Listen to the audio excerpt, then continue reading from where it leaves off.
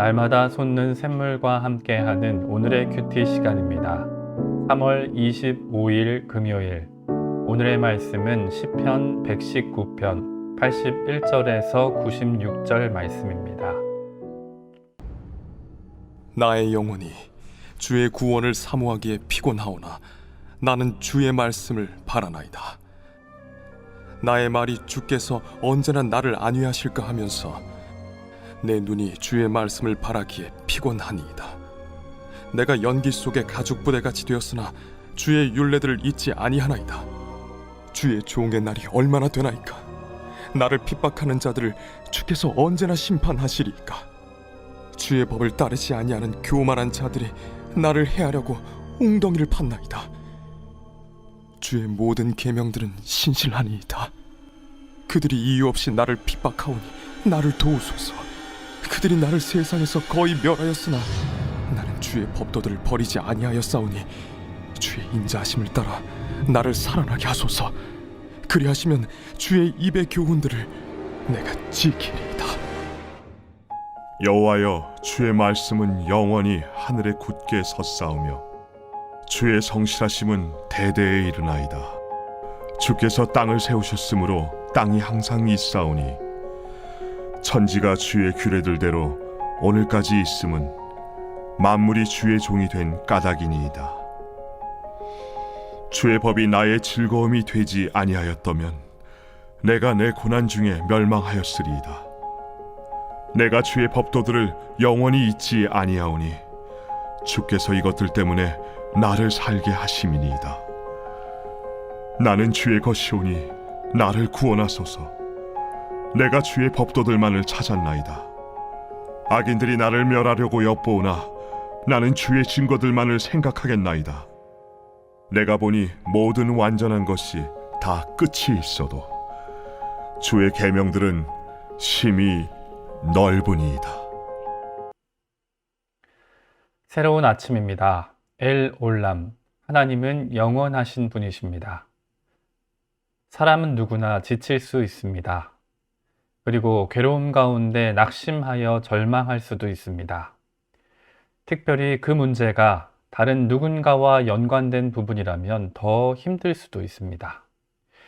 우리는 그리스도인으로 세상을 살며 모든 일에 예수님과 동행해야 하고 모든 말로 그리스도의 향기를 전해야 한다는 사실을 알고 있습니다. 또 예수님께서 악한 자를 대적하지 말라, 누구든지 내 오른편 뺨을 치거든 왼편도 돌려대며라고 말씀하신 것도 기억합니다. 하지만 막상 내가 직접 그 불편한 사람이나 괴로운 상황을 마주할 때 우린 종종 자신의 혈기대로 처신하거나 깊은 괴로움의 골짜기로 빠지기도 하는 것입니다. 오늘 본문의 시인 역시 괴롭고 힘든 상황에서 깊은 탄식을 하고 있습니다.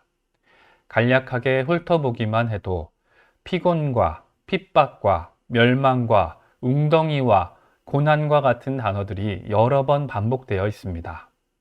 그런데 시인은 이와 같은 어려운 상황에 무엇을 바라보고 있습니까? 네, 영원한 하나님의 말씀을 바라보고 있습니다. 그런데 대체 영원한 하나님의 말씀이 무슨 위로가 된다고 그것만 바라보겠습니까? 오늘은 그 이유를 함께 살펴보도록 하겠습니다. 오늘 말씀을 통해 괴로움과 낙심된 상황이 아니라 영원한 말씀을 바라보며 구원받은 성도로 살아갈 수 있는 저와 여러분이 되시기를 소망합니다. 오늘은 시편 119편을 묵상하는 6번째 날입니다. 어느새 우리는 크게만 보였던 119편이라는 산의 정상에 다다랐습니다. 지난 5일 동안 우리는 16절씩 이 시를 묵상하면서 알렙부터 요드까지 10개의 히브리어로 시작하는 시의 단락을 살펴보았습니다. 오늘은 카프와 라메드로 시작하는 시편을 다루고 앞으로 또 10개의 히브리어로 시작하는 말씀을 5일 동안 묵상하면 시편 119편의 여정이 마무리됩니다. 오늘 우리가 묵상하는 81절로 96절은 이 시의 중심이자 절정이라고 할 수 있겠습니다. 어제 본문에서도 알 수 있는 것처럼 시편 119편의 저자가 그렇게 좋은 상황에 있는 것은 아닙니다. 시인은 지금 결코 하나님의 말씀을 찬양할 만한 좋은 형편은 아닌 것처럼 보입니다. 81절과 82절을 보면 시인의 영혼과 눈은 몹시 고단하고 지친 가운데 주의 구원을 바라보고 있다고 합니다. 그런데 여기서 주의 구원은 주의 말씀이라는 단어와 대구를 이루며 이 두 단어가 같은 의미로 표현됩니다. 즉, 말씀이 구원이란 것입니다. 여기서 81절과 82절에 사용된 피곤하다라는 단어와 87절에 거의 멸하였다라는 히브리어 역시 같은 단어인데 모두 소진하다, 끝내다, 고갈되다라는 뜻으로 사용됩니다. 또 83절과 84절을 보면 시인은 고통에 찌든 채 생명까지 얼마 남지 않은 듯한 자신의 모습을 표현합니다. 83절에서 시인은 가죽 부대가 연기에 노출되어 까맣게 그을리고 주름이 잡혀 쓸모없는 상태와 같이 변질된 모습을 자신의 모습에 비유하고 있습니다. 그리고 84절에서 시인은 자신의 생명이 남은 날수를 물으며 자신이 지금 환난의 짐에 눌려서 오래 살기를 희망할 수조차 없다고 말하는 것입니다. 본문에서 시인의 대적은 교만한 자로 나타납니다. 그는 하나님의 말씀보다 자신을 높이고 권세를 가진 자인데 지금 시인을 음해하기 위해 불법적인 행동조차 서슴지 않는 것으로 보입니다. 더욱이 그는 86절과 87절에서 보는 것처럼 이유 없이 시인을 핍박하고 거의 멸하기까지 한 것입니다. 그런데 시인은 이러한 적에 맞서 싸우거나 대항하는 모습을 보이지 않습니다. 다만 주의 말씀만 바라보고 있습니다. 뒷부분을 살펴보기 전에 우리는 잠시 84절과 90절을 주목해 보길 원합니다. 제가 시편 119편을 설명하면서 이 시는 두 가지 특징이 있다고 말씀드렸습니다. 첫째는 답관체 시로 히브리어 알파벳에 따라 진행되는 것이고, 둘째는 각 구절마다 하나님의 말씀에 상응하는 용어가 등장한다는 것입니다. 그렇다면 본문 84절과 90절에서 하나님의 말씀에 상응하는 단어가 무엇인지 찾으실 수 있으시겠습니까? 조금 어려우실 수도 있는데 84절은 심판, 즉 미시파트이고 90절은 성실하심, 즉 에무나입니다. 미시파트는 다른 곳에서 정의나 법령으로도 번역되었고 성실하심은 다른 곳에서 신실, 진리로도 번역됩니다. 이해가 어려우시면 해당 단어를 말씀으로 바꾸어 보시면 됩니다. 그러면 84절은 주의 종의 날이 얼마나 되나이까? 나를 핍박하는 자들에게 주께서 언제나 말씀하시리까가 되고, 90절은 주의 말씀은 대대에 이르나이다. 주께서 땅을 세우셨으므로 땅이 항상 있사오니라고 이해됩니다. 즉 84절은 하나님의 말씀이 가진 심판의 측면에, 90절은 하나님의 말씀이 가진 신실하심의 측면에 강조를 두었다는 것입니다.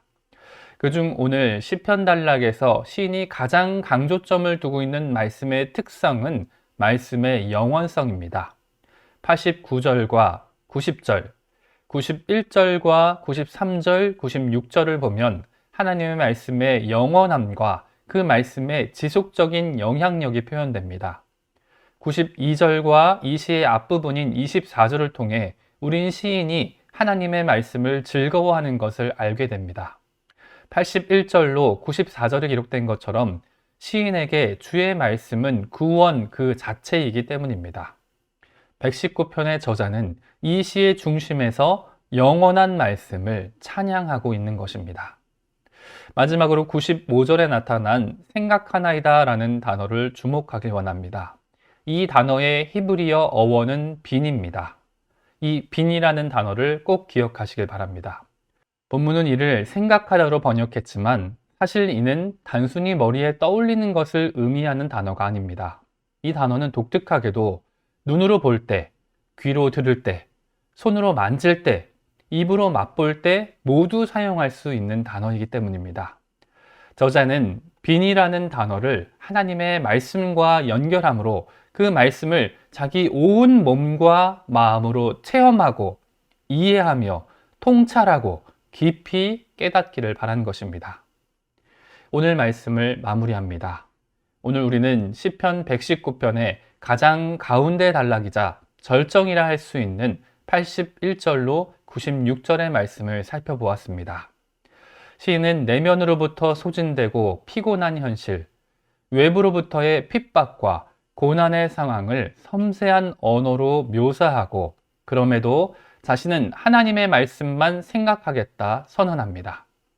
인간적으로 볼 때 힘들고 고통스러우면 힘껏 소리라도 치고 맛있는 음식이라도 실컷 먹거나 멀리 여행이라도 가서 바람이라도 좀 쐬면 좋을 것 같은데 시인은 하나님의 말씀만 바라보겠다는 것입니다. 어떻게 보면 답답해 보이기도 합니다. 고통의 상황에 영원하신 하나님의 말씀이 무슨 위로라고 말입니까? 그 이유는 93절에서 찾을 수 있습니다. 시인은 영원하신 하나님의 말씀이 자신을 살리는 생명의 말씀임을 깨달았기에 이렇게 고백합니다. 내가 주의 말씀을 영원히 잊지 아니하오니 주께서 이것들 때문에 나를 살게 하심이니이다. 아멘. 시인은 약속하신 메시아 예수 그리스도를 만나지 못했을 것입니다. 하지만 그는 깊이 말씀을 묵상하는 가운데 하나님의 말씀이 영원한 생명이자 자신을 구원할 유일한 길임을 깨달았습니다. 후에 사도 요한은 그의 편지 1장 1절에서 이렇게 고백합니다. 태초부터 있는 생명의 말씀에 관하여는 우리가 들은 바요, 눈으로 본 바요, 자세히 보고 우리의 손으로 만진 바라. 아멘. 우리는 시편의 저자와 마찬가지로 육체의 눈으로 예수님을 직접 보고 그분 말씀을 직접 귀로 듣고 손으로 직접 그분을 만질 수는 없습니다. 다만 우리는 119편의 저자와 마찬가지로 하나님의 말씀을 통해 그분을 분명히 바라볼 수는 있습니다. 오늘 이 말씀을 듣는 저와 여러분은 이제 시편 119편에 기록된 말씀에 해당하는 모든 단어를 생명 대신 예수 그리스도로 바꾸어 읽어보시기를 권면합니다. 이를 통해 우리 구주 예수님을 깊이 빈하시기를 원합니다. 괴로움과 낙심된 상황이 아니라 영원한 생명의 말씀 되신 예수님을 바라보며 구원받은 성도로 살아갈 수 있는 저와 여러분이 되시기를 간절히 소망합니다. 함께 주님 가르쳐 주신 기도로 말씀을 마무리하고 개인적인 기도 제목과 자신이 속한 공동체를 위해서 또 한국 교회와 세계 열방을 위해서 기도하기를 원합니다. 하늘에 계신 우리 아버지, 아버지의 이름을 거룩하게 하시며 아버지의 나라가 오게 하시며 아버지의 뜻이 하늘에서와 같이 땅에서도 이루어지게 하소서. 오늘 우리에게 일용할 양식을 주시고 우리가 우리에게 잘못한 사람을 용서하여 준 것 같이 우리 죄를 용서하여 주시고 우리를 시험에 빠지지 않게 하시고 악에서 구하소서. 나라와 권능과 영광이 영원히 아버지의 것입니다. 아멘.